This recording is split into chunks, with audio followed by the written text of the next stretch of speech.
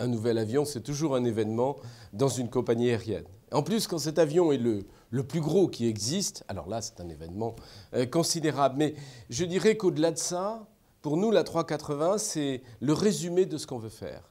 Pourquoi? Parce que nous avons construit ce très grand hub, qui est le plus grand existant, hub international, long courrier, au départ de Charles de Gaulle. Notre métier, c'est d'aller chercher les passagers partout en Europe, de les amener à Charles de Gaulle, puis de les emmener vers leur destination, et je dirais de même dans l'autre sens. Nous rassemblons les passagers avec des avions de taille moyenne, des avions moyens courriers, et nous allons essayer de concentrer justement nos trafics pour être efficaces sur des grosses lignes sur lesquelles nous faisons plusieurs vols par jour. Eh bien, cet avion, l'A380, va nous permettre d'être très efficace. Sur New York, il va remplacer 2 avions. Voilà, il y avait 2 avions. Maintenant, il y en aura un à la place d'un A340 et d'un Boeing 777.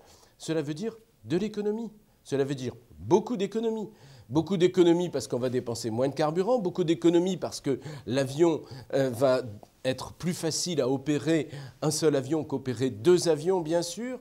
Beaucoup moins de CO2, parce que moins de carburant et donc beaucoup plus d'efficacité sur le plan climatique, et beaucoup plus de confort pour les passagers. L'espace est plus grand et l'avion, à cause de sa taille, est moins sensible aux perturbations aérodynamiques, il est plus stable, il est plus lourd et il est aussi beaucoup plus silencieux. Donc, cet outil ne peut être mis en œuvre que sur un gros réseau, là où nous avons beaucoup de dessertes quotidiennes, long courrier.